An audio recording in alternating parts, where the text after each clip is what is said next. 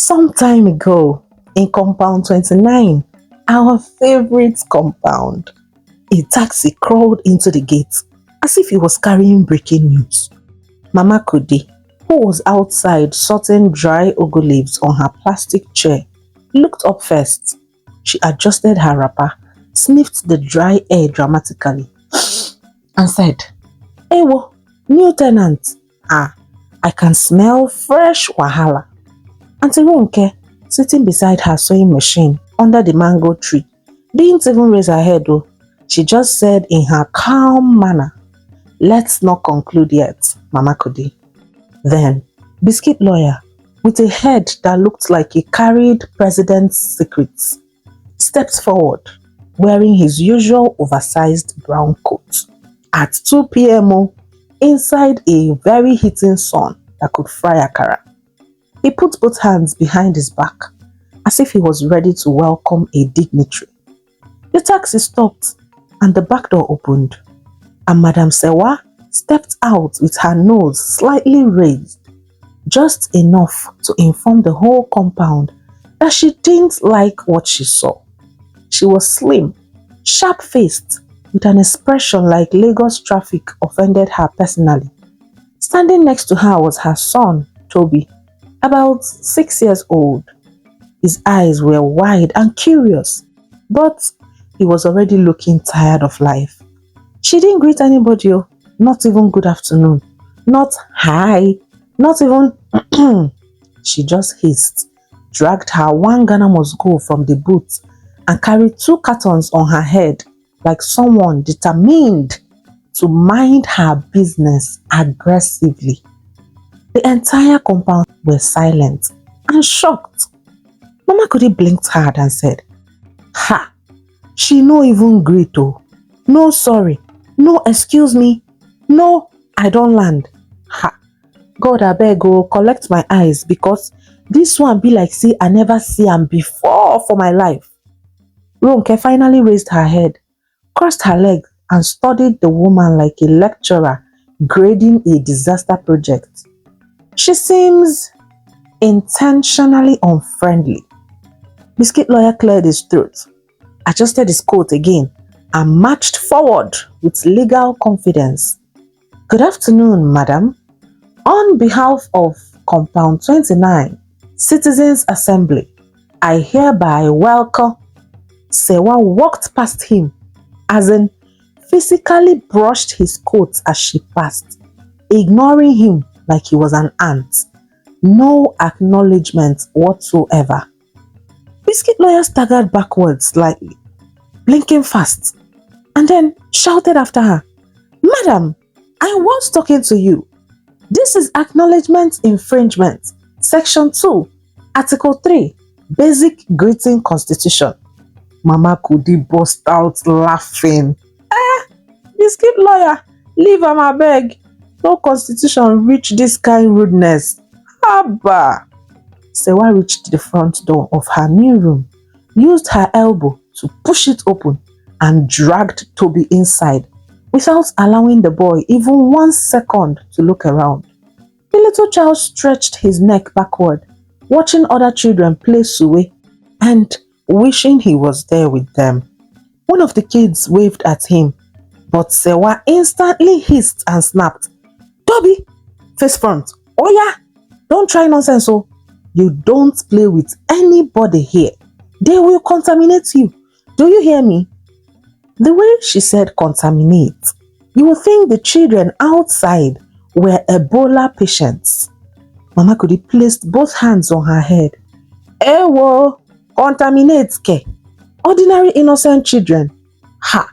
These tenants carry wahala enter here oh. Auntie Ronke exhaled deeply and said, Mama Kudi, please, let's be civilized.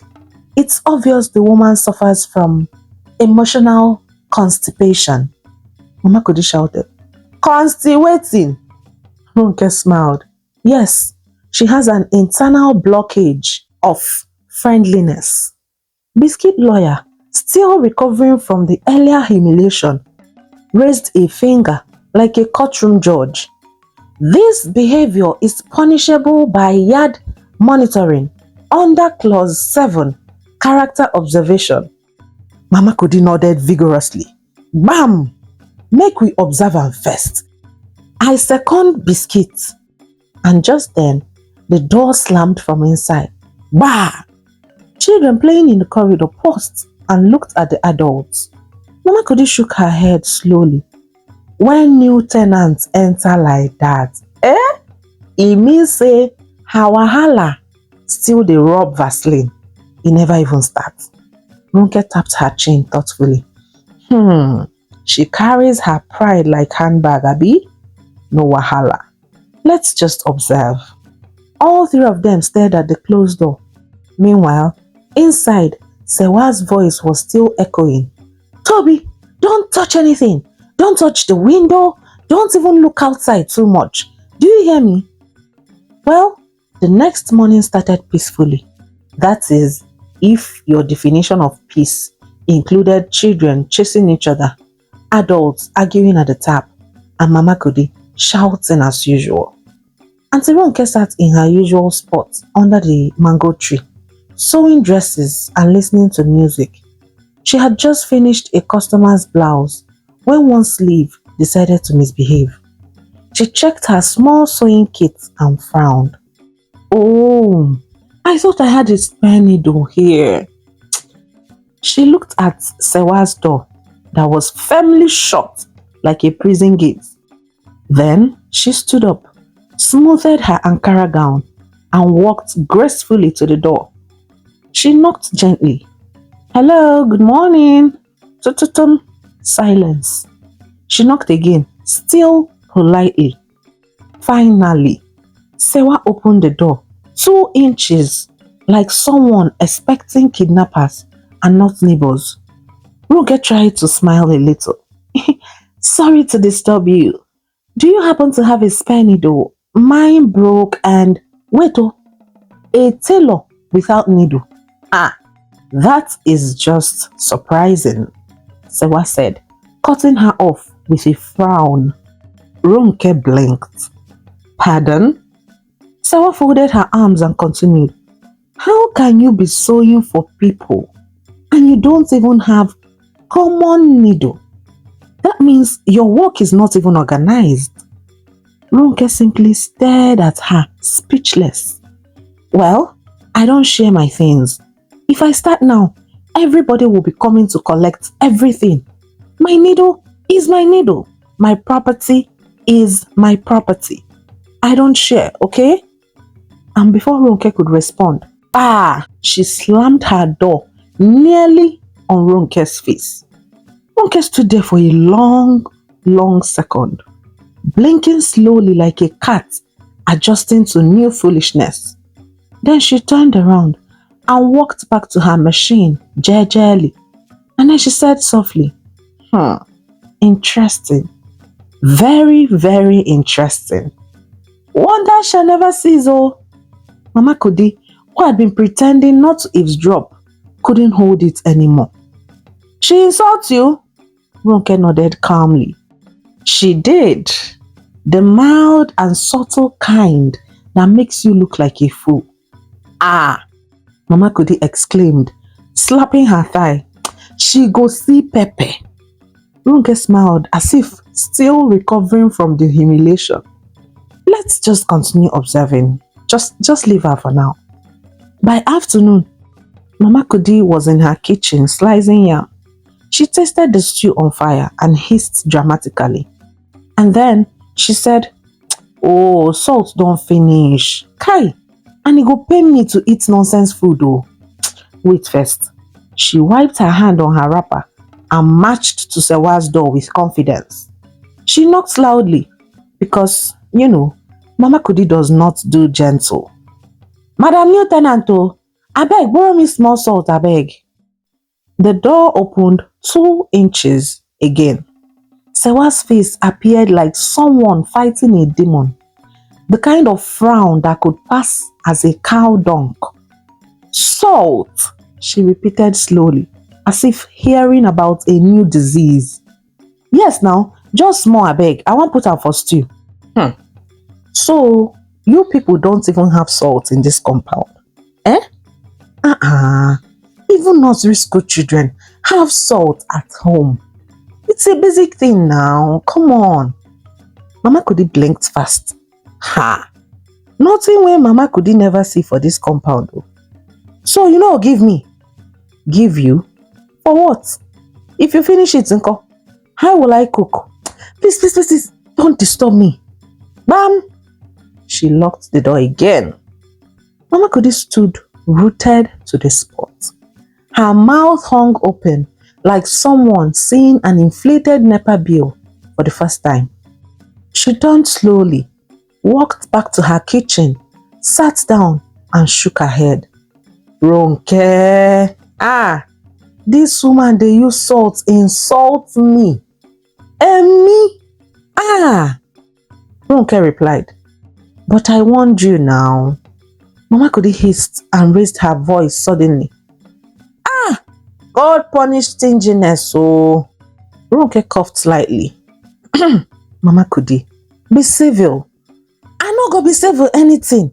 If civil means say make person they insult me because of salt. Ronke ignored her and carried on. By evening, Biscuit Lawyer appeared as usual, clutching a pile of unnecessary papers with his oversized brown coat, like he was attending Supreme Court night shift. He approached Ronke and Mama Kudi, cleared his throat and announced, "Ladies, I am in urgent need of matches." Mama Kudi burst out laughing. Bros Lawyer, abeg, those your big words don't finish. Now matches you dey find today? Biscuit raised a finger and started. Fire is essential for the sustenance of mankind. Matches are legal instruments of ignition. Kindly respect the process. Ronke shook her head gently. Just go and ask. Please, don't stress me with your grammar. Biscuit Lawyer straightened his shoulders, lifted his chin, and marched to Sewa's door like a confused president. He knocked with importance. Bam, bam. Good evening, Madam Citizen. The door opened 2 inches again. What is it? Sewa snapped. I require the temporary loan of 1 box of matches. Sewa's eyes widened like she saw nonsense in human form. Matches? Are you people okay in this compound at all?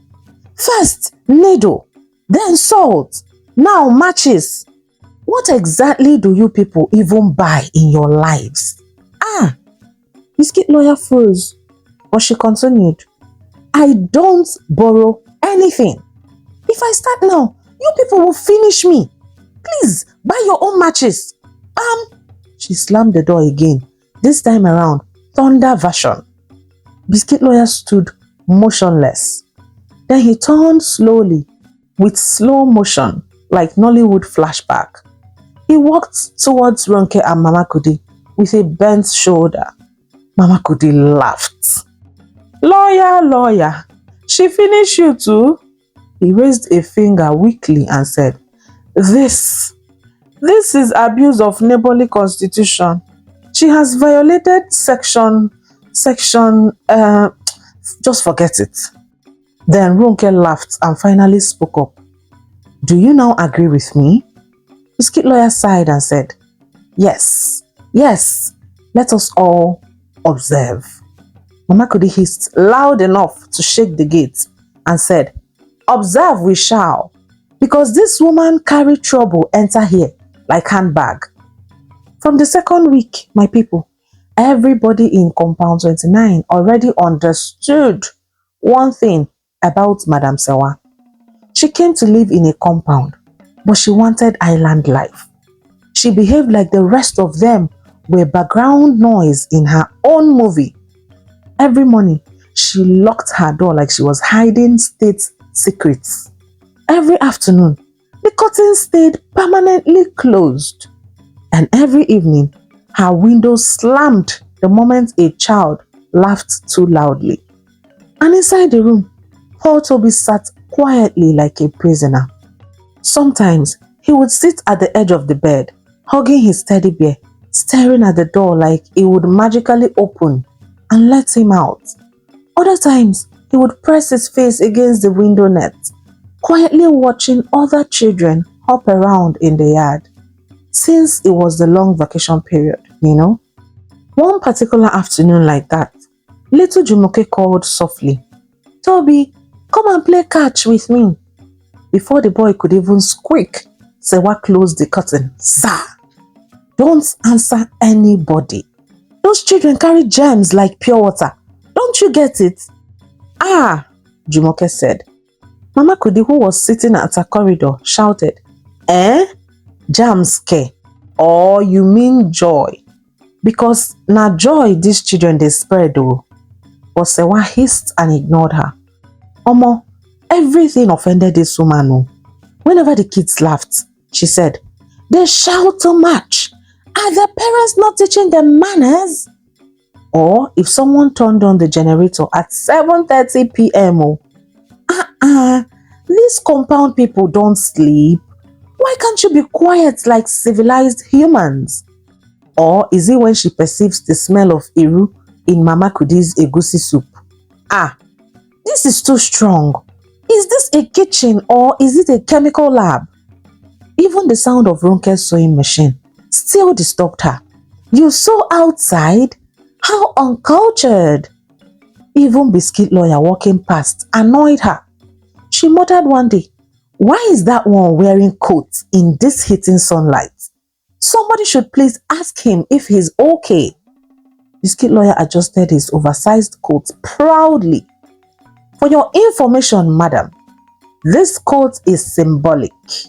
It represents authority," and Sewa hissed and shut her door.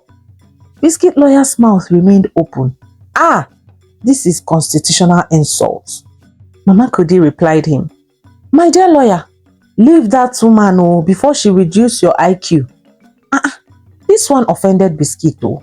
He said, "Mama Kudi, my IQ is unshakable." Ronke answered softly, "You've never tested it now, so how would you know?" Biscuit Lawyer placed a hand on his chest and said, "Auntie Ronke, that statement is defamatory." Ronke laughed and ignored him. "My paddies, do you know the saddest part of this whole Mama Sewa's behavior? It was the child." Toby became quiet and withdrawn. He watched other kids play from the window, calling out to him to join them, but not on his mother's watch. Never. Ronke shook her head one afternoon and said gently, "People who isolate themselves like this always embarrass themselves eventually." Mama Kudi folded her arms like a warrior. "I dey wait because this kind behavior no dey end with peace." Biscuit nodded dramatically. Oh yes. This is a classic case. Pride versus community. And community never loses. Ronke turned slowly and stared at him. "Biscuit Lawyer, you talk too much for someone with no clients." He opened his mouth to talk, but this time, no words came out. This one was below the belt. But Mama Kudi laughed, until tears came out of her eyes. As the days passed, a quiet decision settled over Compound 29. Nobody will stress Sewa. Nobody will fight Sewa. They will just let her live on her lonely island in peace. Well, until the island sinks. And that day, my paddies, is not far at all. It happened on a Thursday morning. That kind of morning when Compound 29 was still stretching and yawning. Most people were asleep. But Madame Sewa had a mission. She decided she would fetch water early before anyone could see her or greet her or even ask her anything. Because in her mind, being invisible in the morning preserved her class. She tied her wrapper tightly, grabbed her bucket, and looked left and right like a thief entering her own yard. The compound was quiet, left for the two cats quarreling near the dustbin. She looked around suspiciously. Good. Nobody is outside. Perfect. Then she walked towards the big blue 200-liter water drum, the one everybody fetched from, because the tap had refused to cooperate since 2019. Sewa lifted her bucket, balanced herself very well, and stretched forward to start scooping water. But it was at that moment that her left slipper touched a slippery patch. Bossa! Her leg flew up like someone kicked her from the underground. Her body followed, her soul followed, and her dignity definitely followed. And the almighty Sewa fell inside the water drum. Half of her body landed inside. Only her legs stuck out, kicking the air like a dying antelope. Help! Help me, somebody! Her voice rose like siren, but the compound remained quiet. She tried to pull herself out, but the drum was too big. Her arms kept slipping, and on top of that, her wrapper slowly started shifting. Is anybody there? I am inside the drum, oh, help me! Her voice echoed like ghost. Mama Kudi, who heard the scream from inside her room, adjusted her pillow and said, if you like, shout in French, I am not helping that woman. Ronke, who was sipping tea by her window, heard the cry, but she just blew on her cup calmly.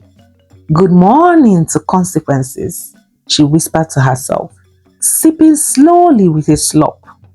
Biscuit lawyer, who came outside to inspect the early morning constitutional piece, heard the noise and walked towards the drum. He saw her legs hanging out of the drum like fresh palm fronds. He blinked and cleared his throat. Then he said in his best courtroom English, Madam, what you're experiencing is a self-inflicted aquatic predicament. Yard law clearly prevents unsolicited interference in such personal emergencies. And then he walked away like he dropped some wisdom. Sewa screamed louder. Please, somebody help me! I'm dying, oh! Then, as she was still kicking and struggling, she felt a shift. Her wrapper loosened, and immediately her eyes widened. Hey, God, not now, not now, not now, please. She held it, but her hands were wet and slippery. The more she grabbed, the more the wrapper betrayed her. Inside the drum, she shouted, somebody please! I'm begging you, don't let me die like this. Don't let me die. But nobody moved. Instead, the compound continued like normal. After almost 15 minutes of crying, gasping, and calling on her ancestors, something clicked in her brain. She realized that nobody was coming. Nobody was willing to help her. Nobody even cared. It was there and then that it dawned on her. Guy, you are on your own, oh. Her pride became useless.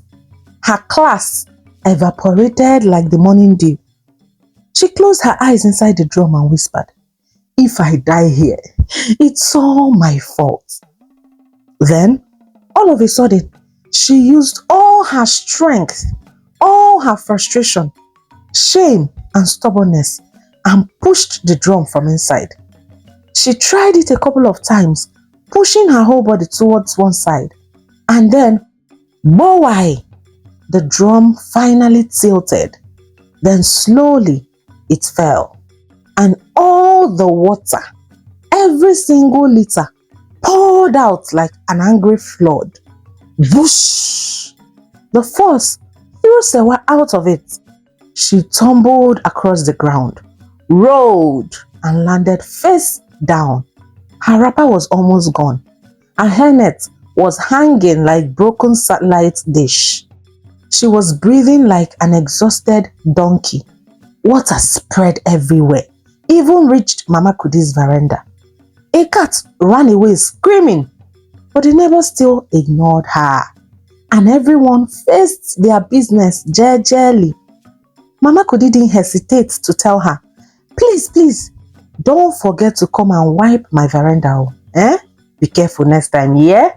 And that was it though. No sympathy, no consolation.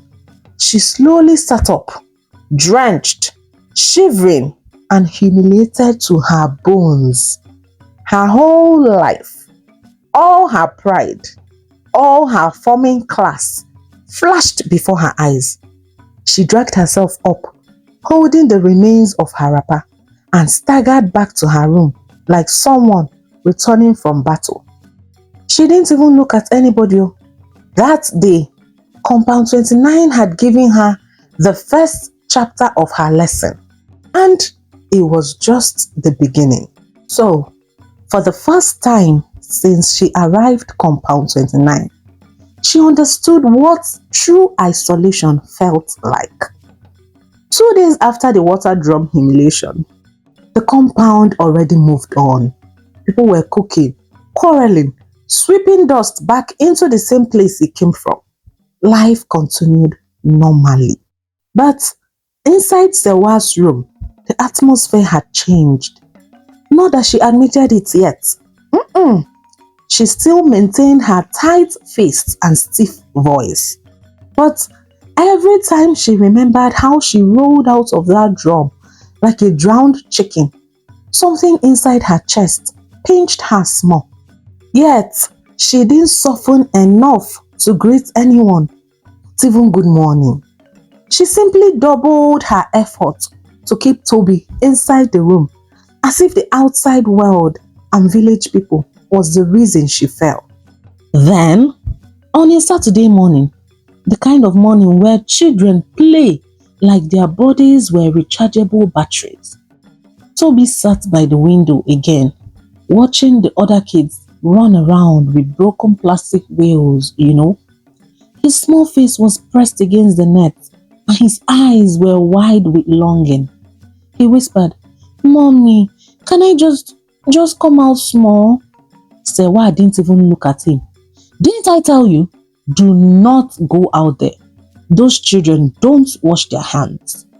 Toby sighed and pressed his head even harder on the window. At that exact moment, Mama Kudi shouted from outside, "All children, come out oh! We want to sweep the corridor. Oya, bring your broom and come and help." The compound children rushed out like flood and with excitement.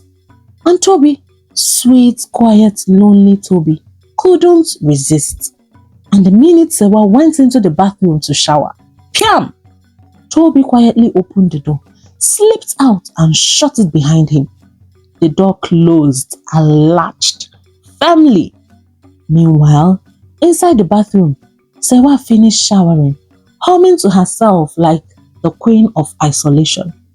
When she returned and tried to open the door, to go spread a few things, it didn't open.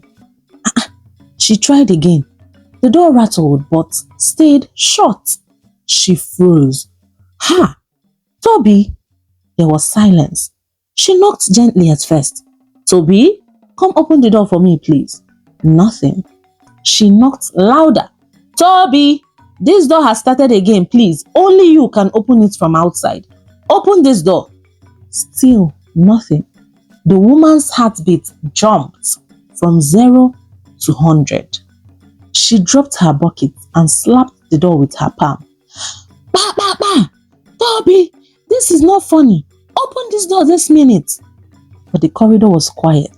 She slapped even harder. "Toby!" Still nothing. Her voice started to crack. "Toby, please, open now." She slapped, kicked, and banged. At this point, fear was rising like flood. When she realized the door wasn't going to magically open, she did what everybody had been expecting.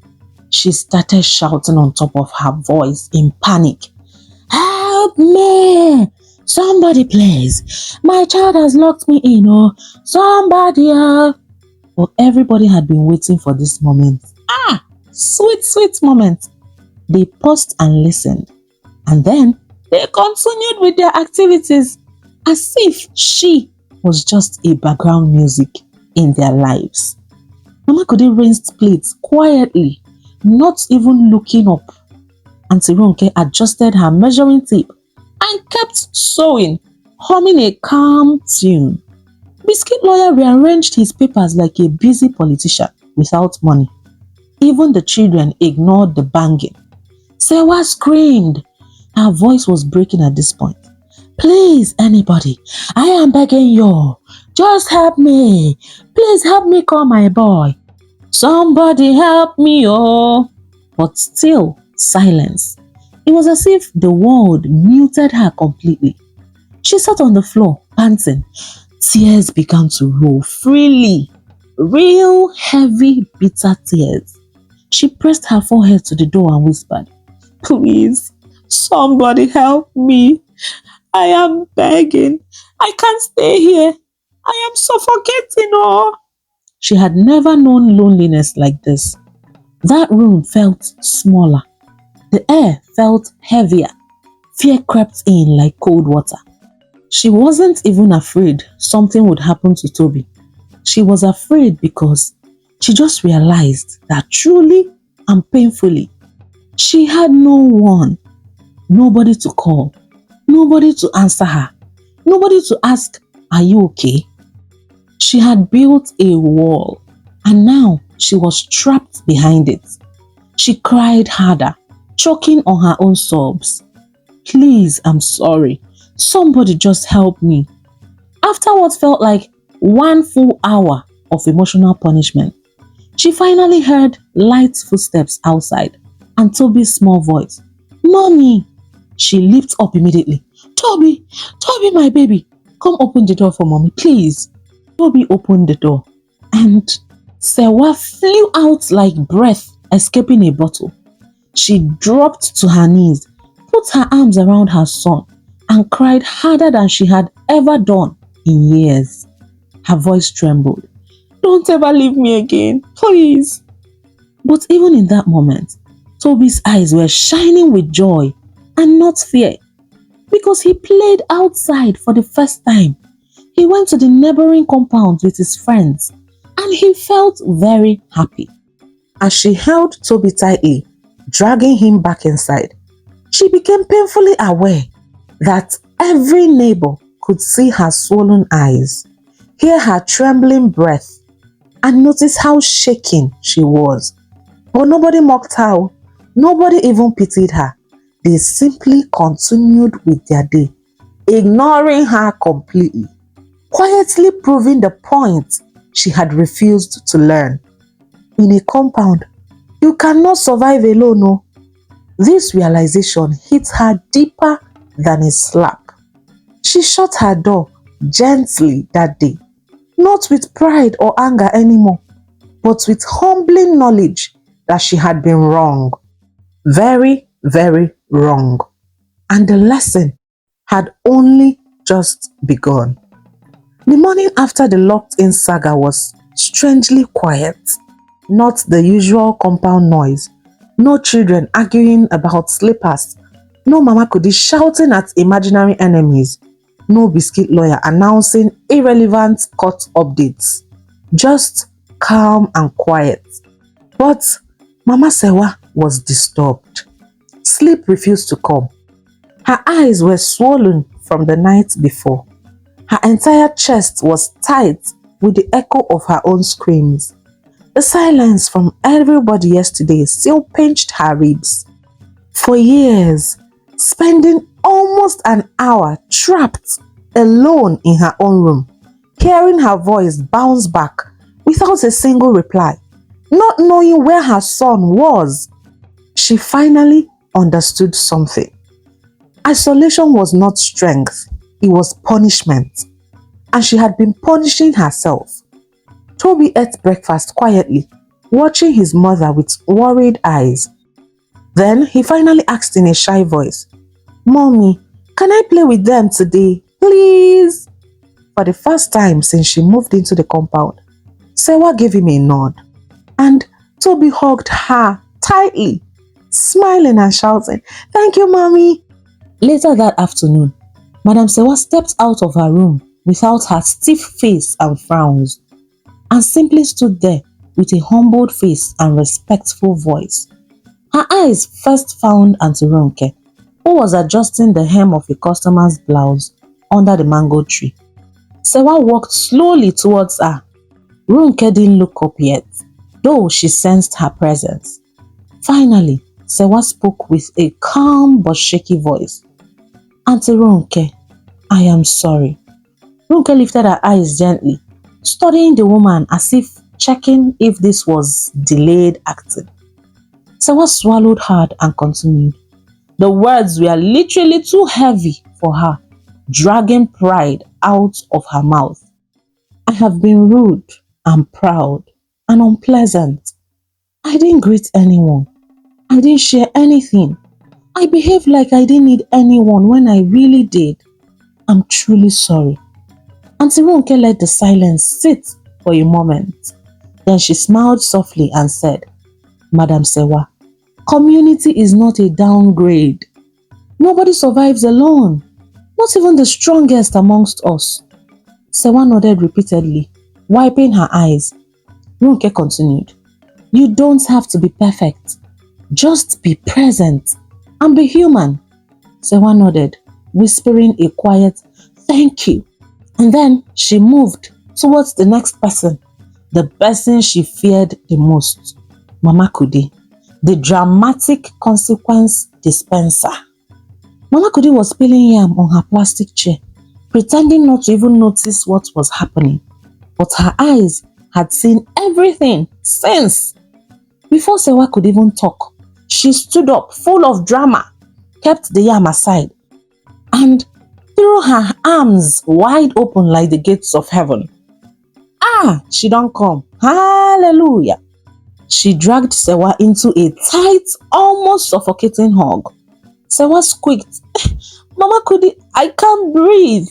Mama Kudi released her slowly, wiping fake tears from her eyes. "My child, welcome back from your stubbornness. We have missed your presence, even though you never greeted us." The neighbors laughed. Sewa then said, "I'm sorry, Mama Kudi." Mama Kudi tapped her chest and said, "My dear, if we don't forgive you, who are you going to offend again?" Then, just as Sewa began to relax, Biscuit Lawyer appeared from nowhere, adjusting his oversized brown coat as usual. He cleared his throat as if beginning a national broadcast. "Citizens of Compound 29, kindly gather for my legal pronouncement." No one moved. No one gathered. They just looked at him. Well, he continued anyway because Biscuit was his own audience. He didn't need anybody to clap for him. "This is to officially certify that Madame Sewa has fulfilled the requirements of community reconciliation.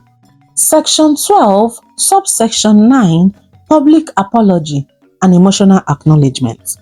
He raised one hand to the sky and continued, "Therefore, for the power vested upon me by absolutely nobody and everybody, I hereby declare peace restored." Mama Kudi clapped and Auntie Ronke shook her head with amusement. Sewa actually laughed. For the first time since they met her, she laughed a real laugh. It was like she freed her mind and freed herself, and that felt very good. The rest of the day felt like the compound had been washed clean. Sewa opened her window and left it open. She greeted people without being forced. She offered small pepper to Mama Bisi. She even asked Biscuit Lawyer if he needed matches. But the biggest change came for Toby. That evening, as the sun went down and the children gathered again to play, little Toby stood near the door, looking at his mother for permission. Sewa nodded, and Toby walked out, slowly at first, then faster with excitement. He joined the children, smiling widely, laughing, running around as if he had been waiting for this moment all his life. The compound watched him with warm eyes. Ronke whispered, "Chai, poor boy, he will be so happy now." Mama Kudi nodded proudly. Yes, so now so community they heal people, even stubborn mothers. Sewa stood at the doorway, breathing deeply and feeling relieved. For the first time, she didn't feel alone. For the first time, she didn't feel superior. And for the first time, she actually belonged. And peace returned to Compound 29. And that was how Madame Sewa learned her final lesson, that in a compound, community is not disturbance. It is survival. Oh, the end. Moral lesson. You see, in this life, nobody can live alone. Today, you may think you don't need anyone, but tomorrow, you will. So be kind, share small, greet people, smile, live in peace with your neighbors. Because the same people you look down on today might be the ones who will save you tomorrow. Kindly share your thoughts with me below and let's discuss and laugh together. Remember to share this video with your friends and enemies because everyone deserves a good laugh. And my paddies, before I go, I would like to give a special shout out to XTLove5771. My paddy, thank you so much for being a loyal paddy and for commenting on almost all my videos, for always showing me love and for supporting this channel with your time and your energy. I appreciate you. God bless you richly. See, your name don't enter our compound though. Alright, my people. Please make sure to like and share this video. That's all I ask of you. Like and share. Thank you so much. I love you all and I'll see you soon. Remember, don't let anyone, even Madame Sewa, dim your shine. Okay? Ngwanu. Bye.